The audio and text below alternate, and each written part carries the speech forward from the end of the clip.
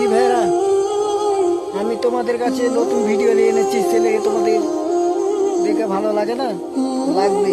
এবার কথাটি শুনেন। জীবনে জীবনে কোনদিন ভালো বাঁচবে না। বাঁচবে কাকে? বাঁচবে কাকে বলো তো? মা বাপকে। মা ছাড়া কেউ নয়। ভালো বাঁচবে মা বাপকে। বাঁচবে মা বাপকে।